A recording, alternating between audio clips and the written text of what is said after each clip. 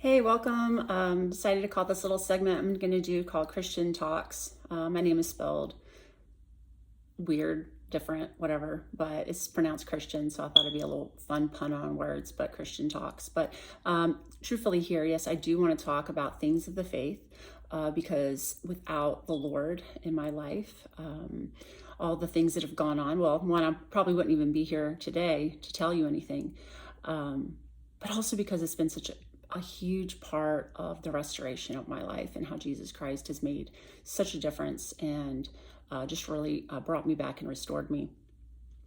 And I wanted to talk today about the word hope.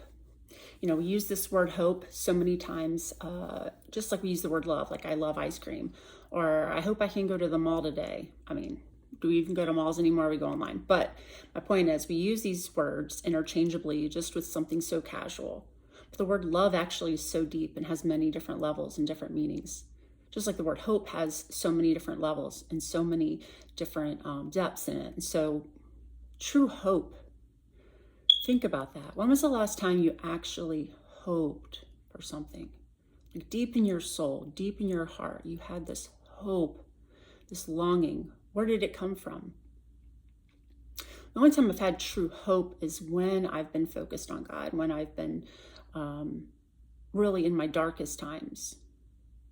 Had hope that God would bring me out of the situation, whether it was when I was growing up, things got really rough, and I felt alone because Satan likes to make us feel alone. I felt desperate.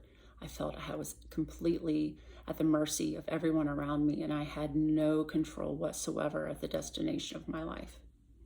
And there was a time where I wanted to end it. God intervened and stepped in, and he restored my hope. Now, things didn't get better. Things didn't get easier, at least not right away. But he gave me the word hope. He gave me hope that one day they would, and he would bring me through it. He didn't pull me out of it, just like he might not always pull you out of whatever situation you have going on. But he can pull you through it and bring you out the other side all the better. So today, let's look at the word hope. So hope in the midst of trials, hope in the midst of tough times. And we've all got our forms of tough times. If you're going through a really hard time right now, it could be financial issues, it could be marital or family problems, it could be discord between families, it could be a loss of income or just not enough income, it can be health stuff, piling up of all these things. It could be so many things. And it can leave us, even as a follower of Jesus, can leave us feeling very defeated, very drained, and overwhelmed and discouraged. And this word hope is something that God wants us to have. He wants us to have hope in him. This gets us through. Hope is very important. There's a story in the Bible. So many great stories in the Bible, and it's a history book.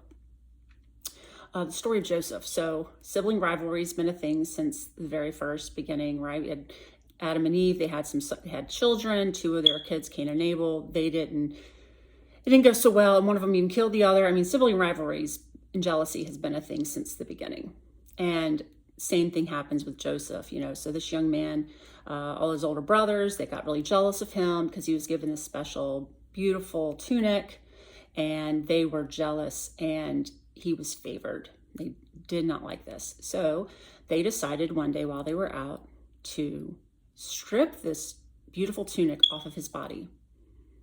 They took Joseph and threw him in a pit. You can find this in Genesis 37.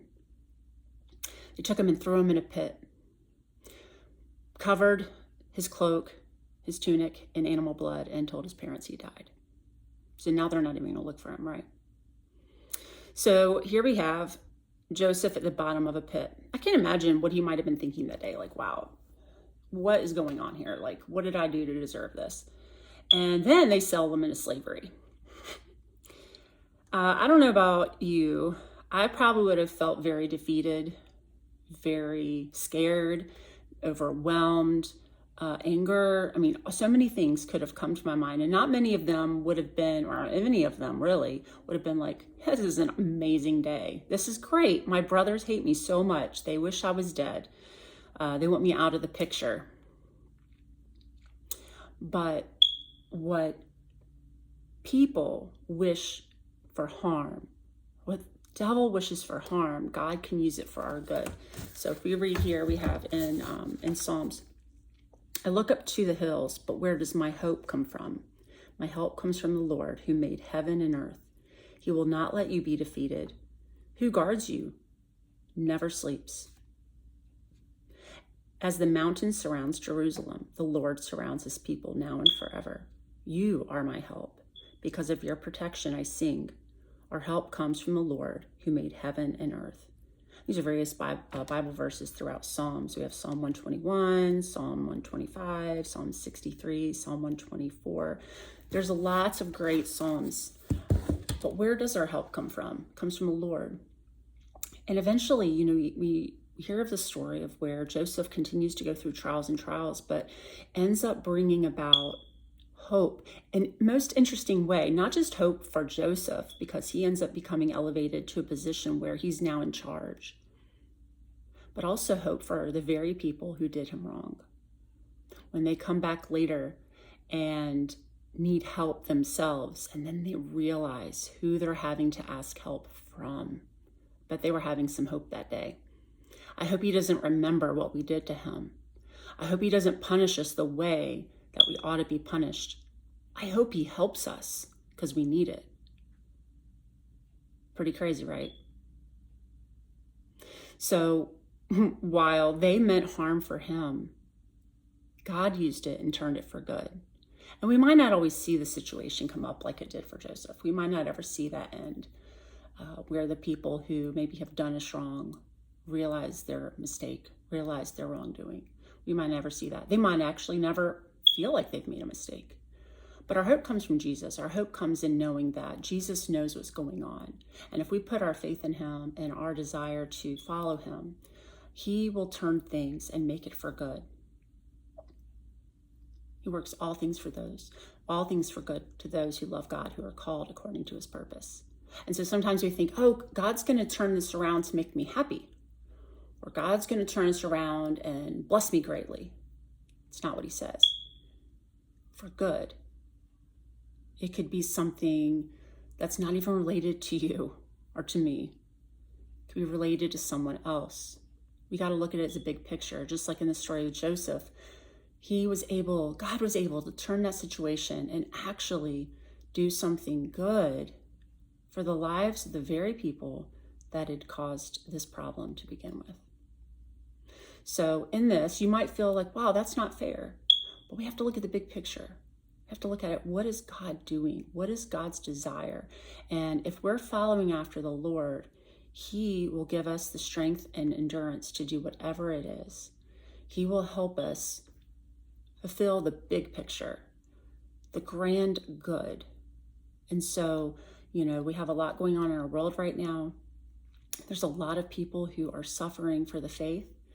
And they're not going to see on this side of the grave the good because they're dying for their faith.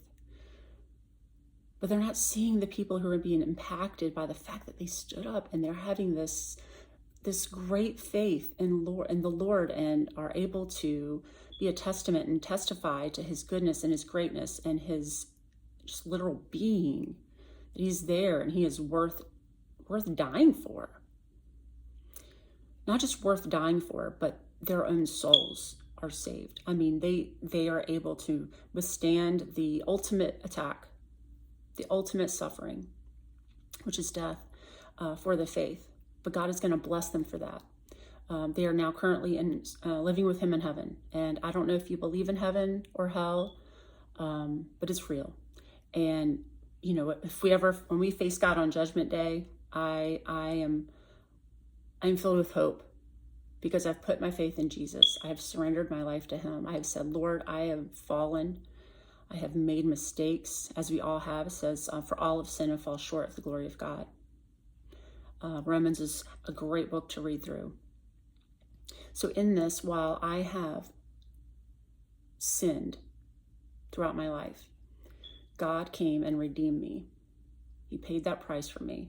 I just have to be willing to accept that and live for him. And so that's where my hope is found. My hope is in the Lord. My hope is in Jesus Christ. And while there are things on this earth that would make my life a little easier, that's not what this life is about. This life is about following the Lord. And I just hope today that, again, use that word, hope. I hope today that you will put your faith in Jesus Christ. And maybe you've never done that, or maybe you have questions. Please comment below. I'd love to talk with you and hear what you have to say, and I'll share with you as well. But if you have put your hope in Jesus, you have asked for that, Lord, from the Lord, and you've given your life to him, but maybe you're just feeling defeated right now.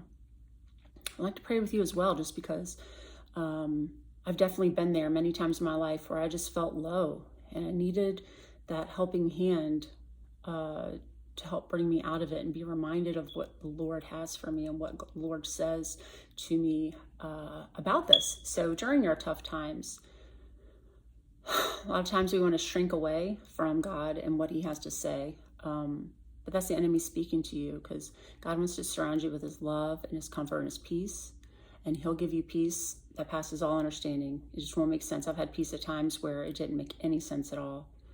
And I just know the Lord is real. I know Jesus Christ is real. And I know that the intervention he can do within your life and in your heart is so real.